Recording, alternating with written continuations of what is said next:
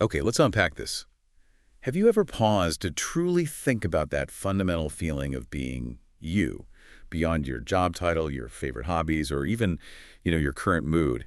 What is that core sense of self, that feeling that feels consistent across all the different roles you play in life? It's that deep, often unspoken conviction about who you are, what you truly stand for, and what fundamentally matters to you. It's intriguing, isn't it? How deeply intertwined that core sense is with something we often overlook in daily conversation about identity, Yeah. our values, and our moral compass. Think of it as the inner gyroscope that silently guides us. It provides a sense of direction, a sense of propriety, even when we're not consciously articulating our reasons for acting a certain way. That's a perfect way to put it, an inner gyroscope. And today, we're going to take a deep dive into precisely that, the concept of personal identity, exploring how it's fundamentally shaped by our deeply held values, and how these values form what our source calls our moral self. Right. The source we're drawing from today is, well, it's a really fascinating chapter by Stephen Hitlin. It's titled Values, Personal Identity, and the Moral Self, and you can find it in a comprehensive handbook of identity theory and research. And this isn't just some dry academic text, right? Not at all. It offers a rich sociological and psychological perspective. It really bridges those disciplines in a useful way. Okay, so our mission in this deep dive Yeah. is to give you a clear, engaging shortcut to understanding that often neglected moral dimension of identity. We'll explore how our sense of right and wrong and the abstract goals we deem important, how they become the very foundation of who we are. And for you, our listener, especially if you maybe come from an elementary education background or you're newly interested in identity and psychology, we'll make sure to connect these, let's say, academic theories to practical, recognizable scenarios, things you might actually see. We'll discuss how these complex concepts manifest in developing children and how they might play out in a classroom setting.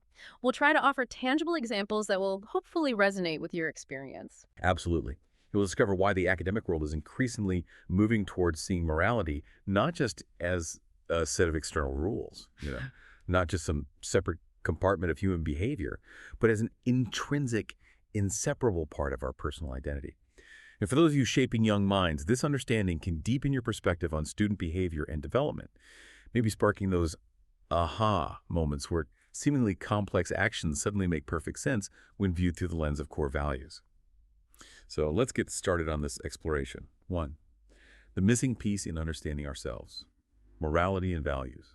It might genuinely surprise you to learn that while philosophers have pondered right and wrong for millennia, and psychologists certainly address moral development, the field of sociology has, historically neglected the moral dimension of individuals. What was going on there? It seems like such a crucial, undeniable part of who we are, influencing everything from our personal choices to our collective actions. Why was it overlooked? That's a critical observation. And if we look at the bigger picture, the broader landscape of sociological theory, many foundational theories of the self, stemming from thinkers like George Herbert Mead, they focused heavily on how social interaction shapes us. Right, Mead's work on taking the role of the other, internalizing social roles. Exactly.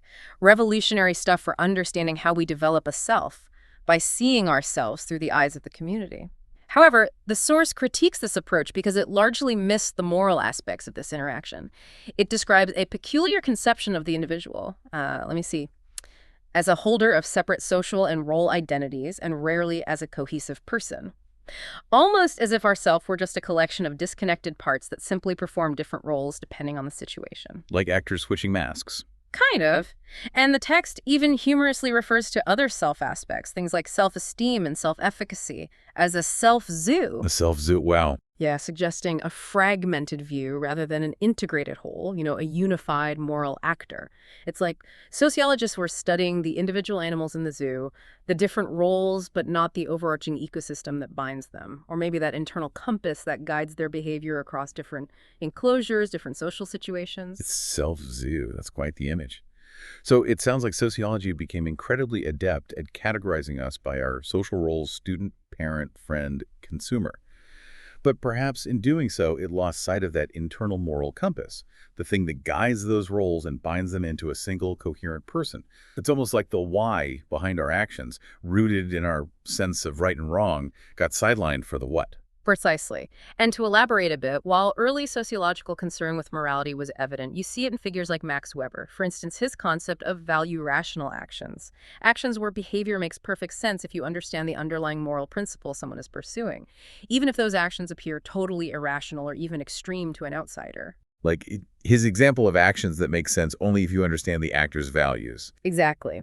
Weber's point was that deeply held values can drive behavior that seems incomprehensible if you only consider, say, utilitarian logic or self-interest. But this focus on values, largely faded from mainstream sociological inquiry over time. Sociology tended to prioritize the study of structurally patterned regularities in behavior. Okay, meaning? Meaning focusing on observable, repeatable patterns in how people act within social structures, rather than delving into the complex, often unpredictable inner moral life of individuals or the nuanced process of moral decision-making. It was more about mapping the social currents that shape individuals, rather than exploring the internal anchors that guide them against or with those currents. So if there was this crucial missing piece, this amoral gap, as the source implies, in our understanding of identity, what mechanisms is the source proposing to bring morality back into the core understanding of identity? How do we put the moral back into the self? What ties it all together? The text emphatically points to values.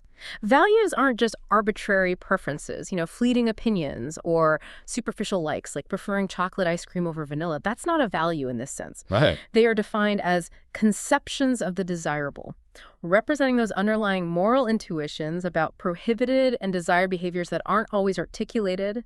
They're often felt more than explicitly stated, that gut feeling of this is right or that is wrong.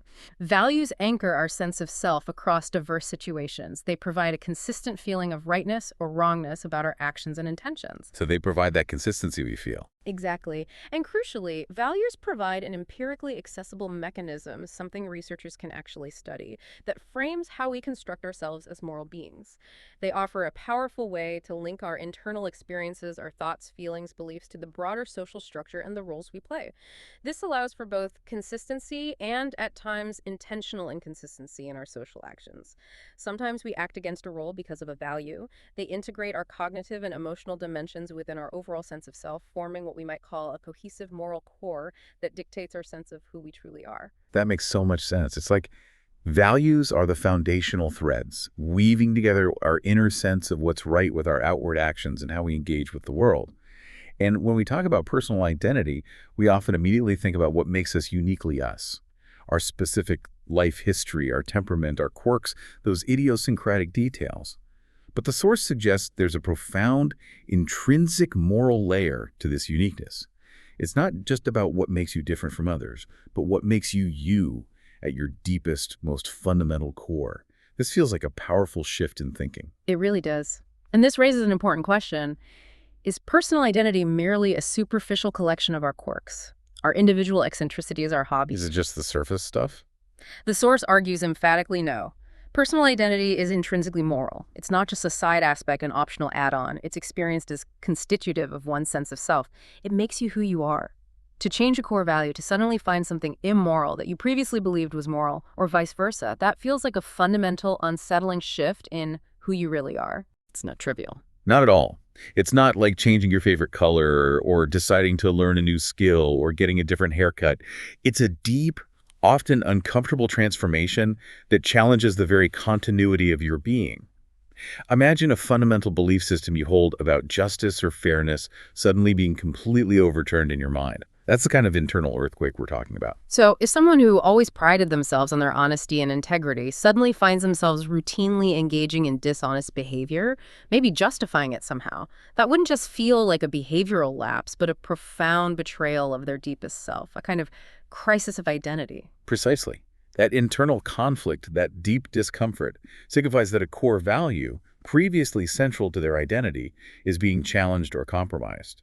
And this concept, it bridges two traditionally separate understandings of identity, the ego identity and the social identity. Okay, break those down quickly. Sure. Ego identity, you see this more in psychology, thinkers like Erik Erikson. It focuses on inner sameness and continuity. that sense of self developing across the lifespan, navigating various psychosocial challenges. Social identity, more prominent in sociology, is based on the roles we play and our commonalities with various groups, how we fit into the broader social tapestry. Student, teacher, parent, Yeah. those roles. Right.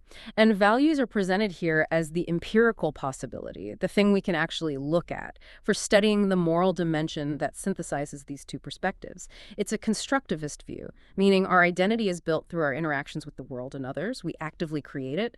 However, these interactions are socially shaped and patterned. So while our identity is constructed, it's not arbitrary. It's built within a social context that guides our moral development. And even though these feelings of morality might be constructed, they often feel like universal truths to the individual, forming a bedrock of certainty. This is where it gets really interesting, especially for those working with children and observing their developing sense of self. Think about a student who is known for being incredibly helpful to classmates. Always willing to share supplies, explains difficult concepts, maybe prioritizes group success over their own individual glory. You see that kid in almost every class. Exactly. This behavior reflects a deeply ingrained core value, perhaps benevolence, that desire to support and care for others, or maybe even universalism, a broader concern for fairness and collective well-being. Now, imagine this same student joins a highly competitive academic team, or maybe a sports league, where individual achievement is strongly emphasized and rewarded, sometimes even at the expense of others. If this student in this new environment starts to maybe strategically withhold help from a peer to gain an advantage in a competition, they might experience a deep internal discomfort, a feeling that they weren't themselves. A teacher observing this shift wouldn't just see a behavioral change like, oh, they're being more competitive now. Yeah. Instead, they can understand it as the student navigating a profound tension between deeply held personal values and new, powerful social demands. The student might be experiencing a challenge to their very sense of authenticity, struggling with who they are when their actions don't align with their core values. This understanding allows teachers to approach such situations with empathy, right? Recognizing the internal struggle rather than simply judging the outward behavior. That's a perfect illustration. It really shows how these abstract concepts play out in real-world developmental scenarios right there in the classroom. It's about seeing the identity work happening beneath the surface behavior. It's much deeper than just discipline or competitiveness. Yeah. 2, what are these values anyway? A universal framework. So we keep talking about values as these profound guiding principles. Can we drill down a bit on what they truly mean in this context? Because sometimes values can feel like such a vague, sort of catch-all term, something everyone claims to have but rarely defines clearly. You've hit on a critical point there. The text clarifies that values are much more than just something being good or bad in a simple utilitarian sense. A moral judgment, rooted in a value, implies what the world should be like, not just what it is. There's an aspirational quality. Ideal state. Exactly. Values are the proactive aspect of our moral agency, the ideals we view as most worthwhile to pursue, to strive for, to embody. They are aspirational goals that transcend situations. They act as guiding principles for decisions and behavior across contexts. This means they're not just about what you do in one specific instance. They are broad, enduring principles that apply across different contexts and stages of your life. For instance, if you value honesty, that ideally guides your actions, whether you're taking a test, dealing with a friend, or filing your taxes. Hopefully. Right. Values represent fundamental orientations toward solving problems social groups universally face. Things like ensuring individual autonomy or preserving the social fabric of a community. They are more abstract and durable than attitudes or fleeting opinions, so they act as more distal causal forces on individual action. They're deeper drivers. Especially when they're internalized. Especially when internalized, yes. And importantly, as the philosopher William James pointed out, they are not just cold cognition, they include strong motivational affect. Emotion, they feel important, not just are important intellectually, they drive us emotionally towards certain actions or away from others. That's a crucial distinction, not just what's good, but what should be, what we aspire to. And the idea that they transcend situations means they're not fleeting. They're like the steady stars by which we navigate. This brings us to a truly striking point. The source highlights a widely recognized framework for understanding human values that spans cultures. Tell us about Schwartz's work. It sounds incredibly influential in this area. It is. It's genuinely fascinating how consistent human values seem to be across incredibly diverse cultures. Shalom Schwartz and his colleagues conducted extensive research, massive studies, and they found that people in over 70 nations consistently recognize 10 basic values. Wow, 70 nations. Yeah. And these aren't random. They map onto the fundamental types of motivational goals that underlie human social interaction. Goals essential for any society to function. It's almost like there's a universal grammar of human motivation, a shared vocabulary of what humans deem important, regardless of where they live. Over 70 nations. That's truly incredible. So these are truly universal human motivators, something that resonates with people regardless of their geographical location or cultural background. Can you walk us through them? I think understanding these could be immensely helpful for anyone trying to understand human behavior, especially maybe in a diverse classroom. Absolutely. Let's list them out. These are the 10 universal values defined by their core motivational goal. First, achievement. This value focuses on competitive personal success, demonstrating competence according to social standards. Think drive to excel, win, be recognized. Getting good grades, winning the race. Exactly. Then hedonism. This is about self-centered sensual gratification and pleasure, seeking delight, enjoyment, indulgence. Fun stuff. Pretty much. This involves excitement, novelty, and challenge in life. Risk takers, adventurers, those who hate boredom. The kid is always pushing boundaries on the playground. Could be. Self-direction. This is autonomous thought and action, choosing, creating, exploring.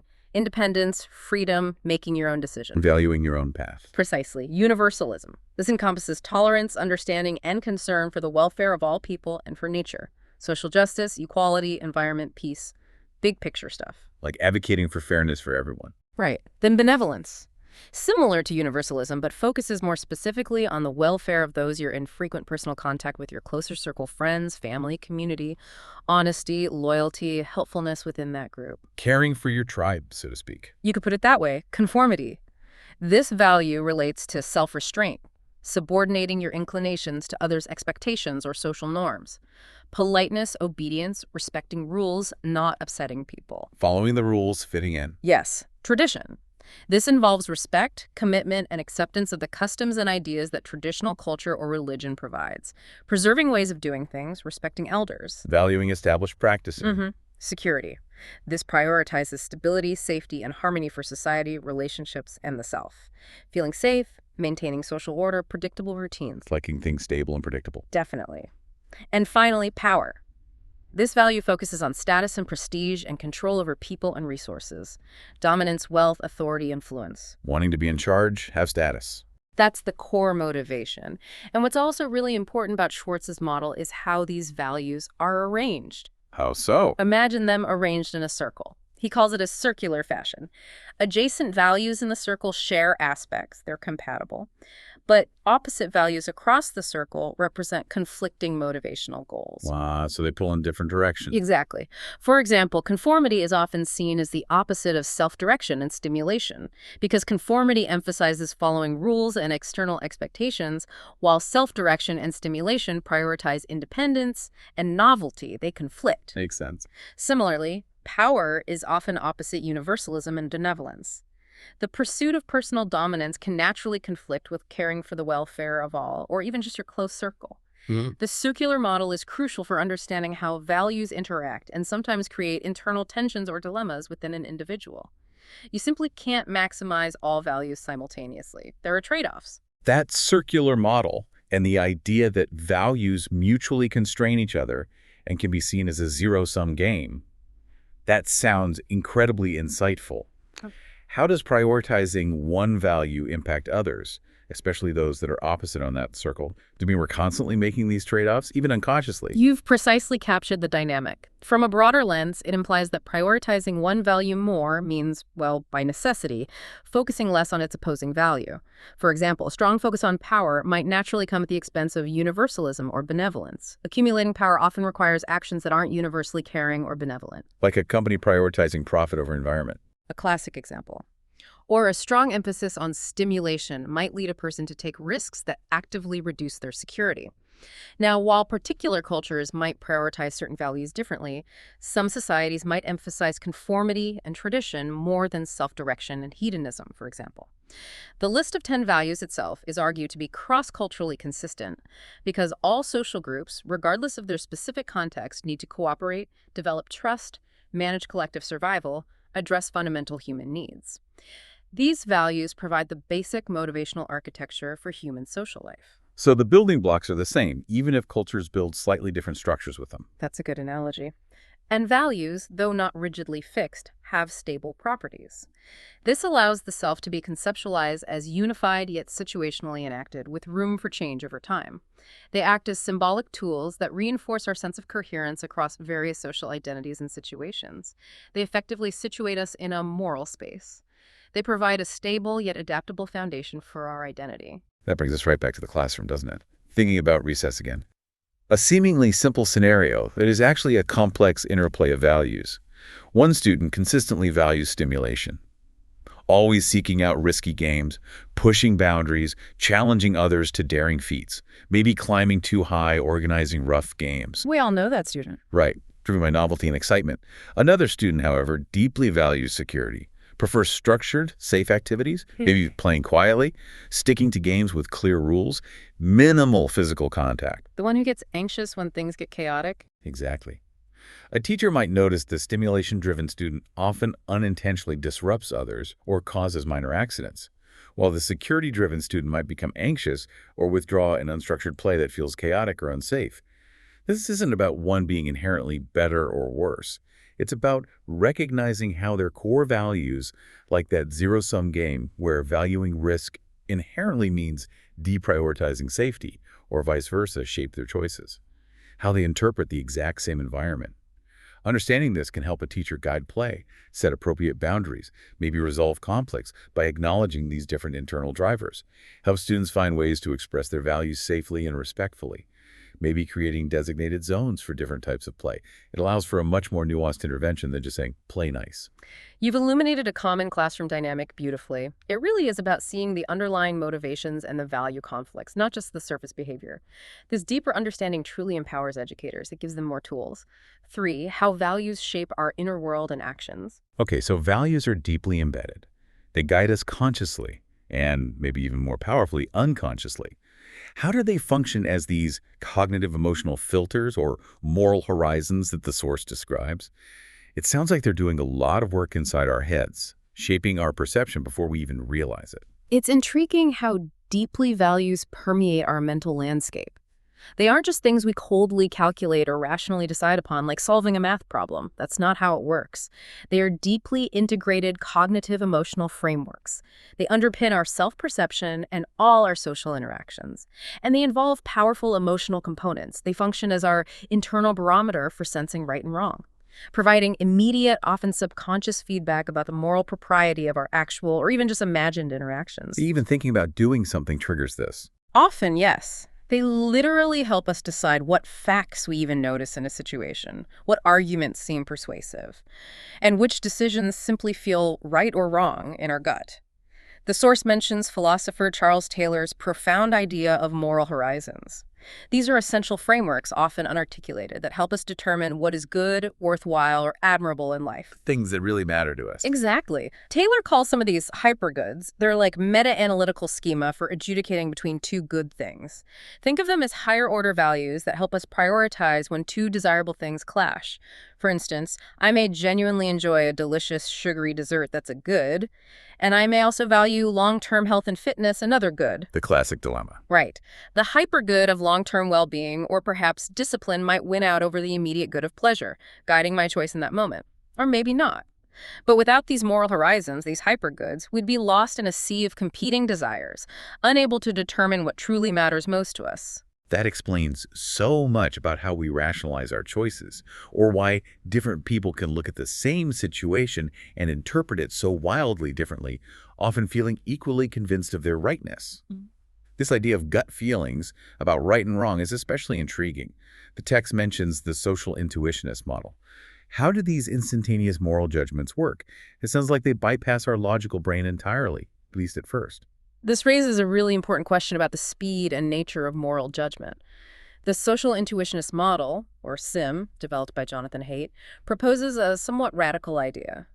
that moral reactions often occur much faster than conscious cognitive processing. Like a reflex. Almost. We have an immediate pre-reflective evaluative feeling, a sudden like-dislike or good-bad, a flash of approval or repulsion. And only after that initial gut feeling do we consciously search for cognitive rationalizations to support our judgment. Haidt famously describes this as the emotional dog wagging the rational tail. The feeling comes first, the reason follows. That's the core idea. The emotional dog decides, and the rational tail then comes up with the reasons why that decision was right. These moral intuitions are anchored in our cross-situationally stable value structures, which themselves are deeply rooted in our social networks and the culture we inhabit. And empirical evidence strongly suggests that significant shifts in these intuitions don't primarily happen through solitary logic or detached self-reflection. So thinking harder about it alone doesn't usually change the gut feeling. Not as effectively as social influence, apparently. Shifts occur significantly through social engagement, dialogue, even peer pressure and emotional persuasion. The text also notes neurological support for these gut moral feelings, pointing to similar empathetic responses observed in primates. This suggests a deep, perhaps even evolutionary basis for this rapid moral assessment. So it's a very primal, powerful system. So it's not, I think, therefore I am moral, but more like, I feel, therefore I am moral, and then I justify it afterwards. That's a huge shift in perspective from traditional ideas about moral reasoning being purely logical. But surely there must be room for conscious ethical reasoning to change our gut feelings. Right. Or is it always the other way around? It Yeah. feels like we can think our way into a new moral understanding, even if it starts with intuition. You're right to probe that, and Sim doesn't say rational thought is irrelevant. That would be too strong. Instead, it emphasizes that rational persuasion is often less effective than social influence in shifting deep-seated moral intuitions. Think of it less as a one-way street and more like a feedback loop.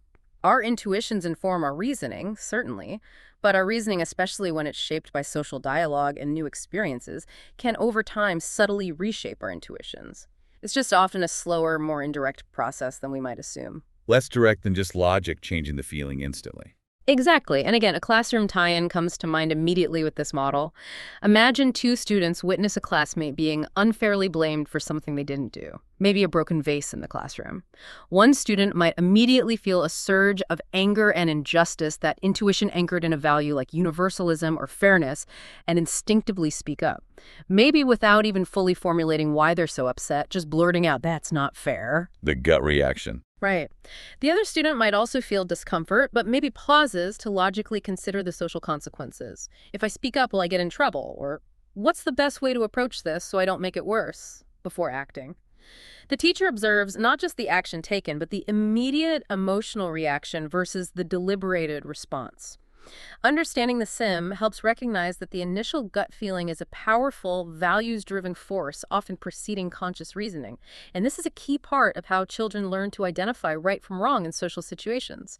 It's that immediate ouch, or that's not right, that signals they're developing moral compass. Even before they can articulate a complex ethical argument, it's the raw material for moral learning. That's a truly insightful way to frame it. The initial emotional response is often the truest indicator of their core values being engaged, and yeah, it's a teachable moment. So if values and intuitions are these powerful internal forces, how then do we make sense of our actions and experiences over time? How do we maintain a coherent sense of self? How do we string all these disparate moments and feelings together to feel like one continuous me? This is where the concept of narrative comes in, and it's genuinely fascinating. We translate these core emotional experiences and intuitions into narratives, the stories we tell ourselves and others about who we are, why we do what we do, and how we got from point A to point B in our lives. These narratives aren't just random concoctions, they draw from culturally available plots and understandings. Like common storylines. Exactly. Common themes of struggle, redemption, growth, heroism, things that exist in our society and give shape to our experiences. These narratives help us create what the source calls a useful fiction of linearity and coherence across what might otherwise feel like disparate, disconnected life experiences. The text even refers to the self, humorously again, as a public relations agent, a concept explored by Daniel Wegner. A PR agent for ourselves. Kind of, constantly constructing plausible coherence, smoothing things over. This means we unconsciously or consciously edit, omit, and reconstruct events to seamlessly link our present self to our past self, ensuring a consistent storyline. So personal identity then isn't a fixed thing that we just discover inside ourselves. Instead, it's a dynamic loop of thought, feeling, intention, and memory, as philosopher Daniel Dennett put it. With morality, our values at its core acting as the filter for our moral horizons. It's how we maintain a consistent, evolving storyline of me through all the changes, challenges, and new experiences of life. That's a powerful idea, a useful fiction. It's not that we're fabricating lies, but that we're actively curating and weaving our own story to make sense of ourselves, to establish that continuity. I can see this playing out so clearly in educational settings. When you ask students to reflect on a class conflict or a personal challenge or maybe a success in a journal or discuss it in a group, they're often constructing these narratives, whether they realize it or not. A teacher might notice how a student who highly values benevolence narrates a conflict by focusing heavily on the harm caused to others and their subsequent attempts to restore harmony and make things right. Their story centers on relationships. Right. They emphasize apologies, forgiveness, mending relationships is the core of the story. Conversely, a student valuing self-direction might recount the exact same conflict by emphasizing their independence, their decision to solve the problem alone without relying on others, or maybe their refusal to be swayed by peer pressure. They focus on their autonomy. The way they edit or reconstruct the event in their story reflects their core values framing their personal identity. Understanding this allows teachers to see the why behind student behaviors, not just the what. It offers a much deeper insight into their developing sense of self and how they interpret the world around them. It's a window into their internal world. It provides an invaluable lens into their internal world, which is truly essential for guiding their social-emotional development and fostering self-awareness. Absolutely critical. 4. The development of the moral self. From childhood to adulthood. Okay, this segment feels particularly relevant for those in education. How does this moral self and its anchoring in values actually unfold as individuals grow? From early childhood into adulthood, is it something we're simply born with, fully formed, or is it something we learn and construct over time? What's the developmental journey like? That's a really important question about the developmental trajectory. The source highlights that in younger children, morality and the self often begin as two conceptually separate systems. For instance, a very young child might understand rules and consequences: don't hit or you'll get a timeout. Yeah. But they don't yet fully integrate that understanding into their intrinsic sense of who they are. It's external to them. More external, yes. They might see rules as external impositions rather than internal guidelines that define their character. But critically, these two domains, morality and the self, become increasingly interrelated and integrated during adolescence. That's a key period. Specifically, by around age 10, children typically begin to understand and use more abstract principles like justice, fairness, and equality. They move beyond simple obedience or avoiding punishment. They start getting the why behind the rule. Exactly. They start to grasp the deeper why. By adolescence, they begin to take more responsibility for others' welfare, showing more empathy and consideration. And importantly, they start to assemble their own personal theories of morality. Now, these theories, while a significant developmental step, can sometimes be rigidly held, without full nuance or an appreciation for the complexity of real-world ethical dilemmas. Seeing things in black and white. Sometimes, yes, that can be part of it. By adulthood, these personal moral systems are largely assimilated into the person's overall sense of self. They become an inseparable constitutive part of their identity, as developmental psychologist William Damon has shown. Now, it's not that we aren't born with any moral predisposition.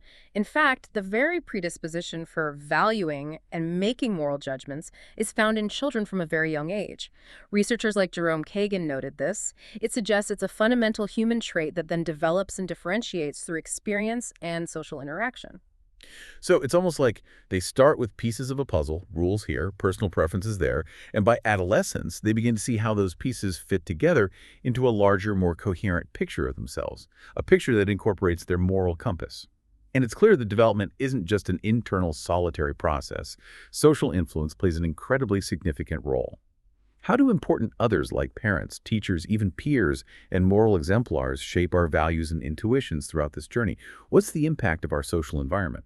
Well, from a broader lens, shifts in our moral intuitions, as we touched on, aren't solely driven by rational thought or internal reflection. While these play a part, intuitions shift significantly through social engagement, dialogue, and even subtly through peer pressure and observation. The source points compellingly to moral exemplars, individuals who exhibit profoundly pro-social behaviors. Think of civil rights pioneers like Rosa Parks or Martin Luther King Jr. People who took great risks for their beliefs. Exactly. They often report that their actions felt obligatory, not the result of agonizing deliberation or cost-benefit analysis. Their actions stemmed from deep internal moral horizons, often reflecting high universalistic values, like justice and equality for all. They felt a deep intrinsic must to act, not merely a should. It was part of who they were. That's how they describe it. These individuals receive immense moral credit from society for actions they themselves often felt were simply a necessary expression of who they were, something they couldn't not do. This concept directly challenges purely situationist views of human behavior, which might suggest that people are simply products of their environment, just reacting to circumstances. Instead, it powerfully affirms that individual perceptions, deeply held values, and the moral self truly matter. They can powerfully drive action even against strong social pressures and personal risk. That's a truly powerful idea. Yeah. That some people act not because they've weighed pros and cons, but because their core self, their values demand it. This makes me think of the classroom environment again and the powerful role teachers play. They can be those important others. Think about a classroom where a teacher consistently models empathy and respect for diverse viewpoints, fostering a truly inclusive atmosphere. When a conflict arises, instead of just imposing a rule or separating students and dictating a solution, the teacher might facilitate a discussion where students express their feelings and practice perspective taking. Using it as a learning opportunity. Right. Asking questions like, how do you think Sarah feels right now? Or what might be another way to see this situation from David's perspective?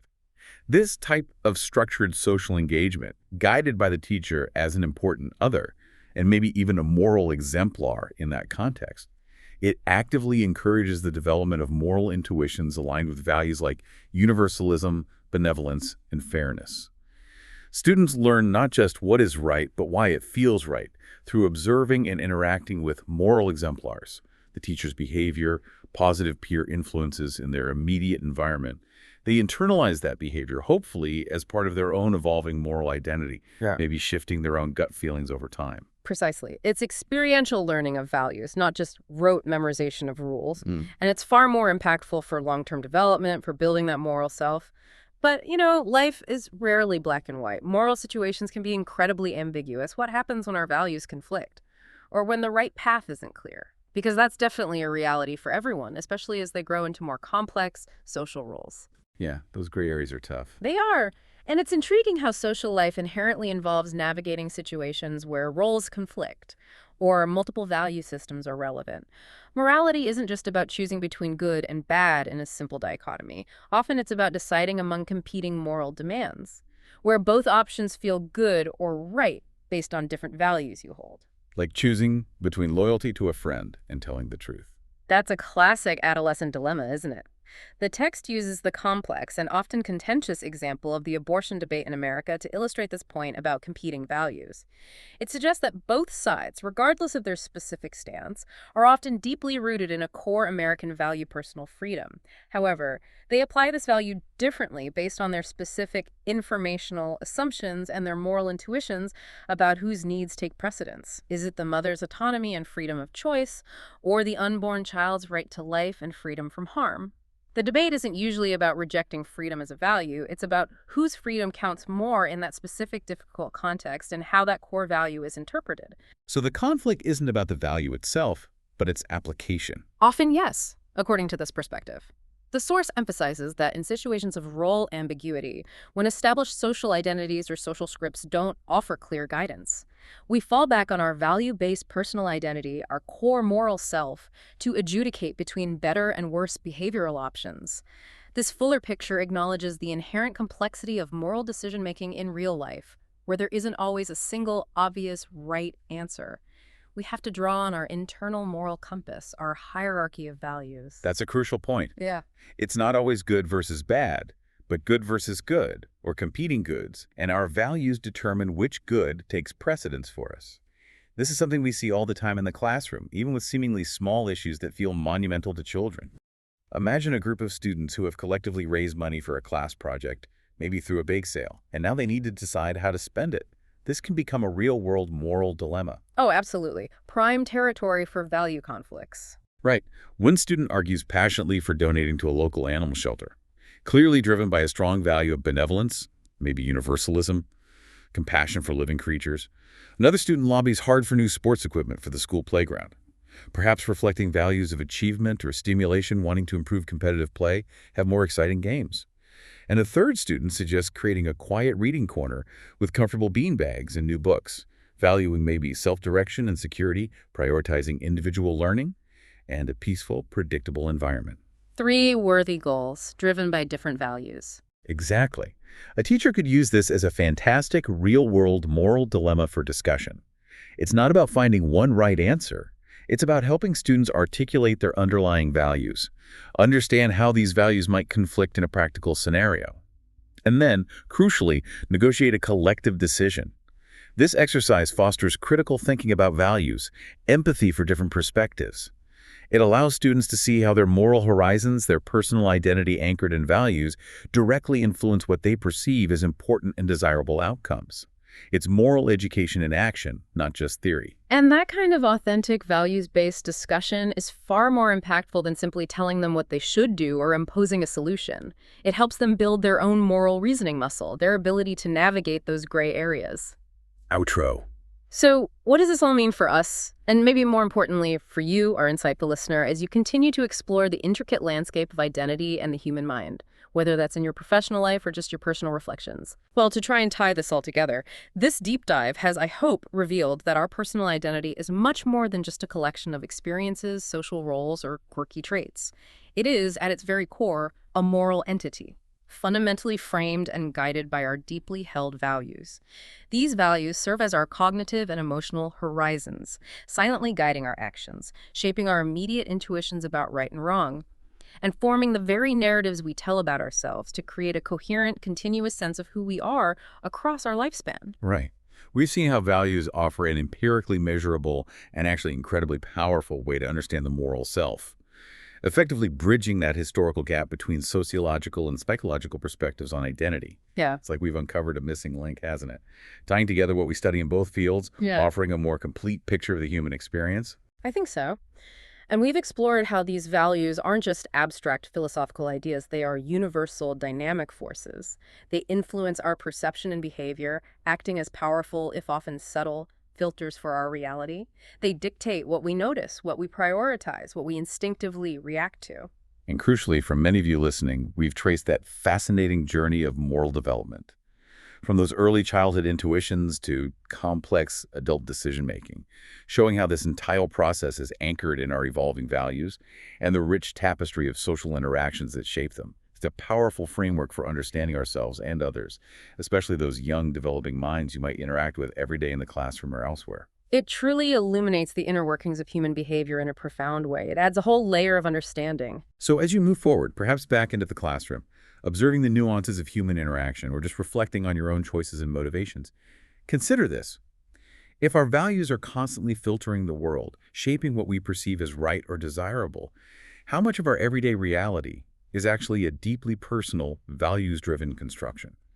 Is what you see truly objective, or is it fundamentally shaped by your internal moral compass, your own unique value hierarchy? And to build on that, if understanding an individual's core values provides such a crucial, almost intimate window into their personal identity, what new possibilities does this open up for fostering deeper connection, for resolving conflicts with greater empathy, and for nurturing a truly authentic sense of self both in our own lives and in the lives of those we teach and guide? It offers a profound path to understanding, I think, a really valuable one.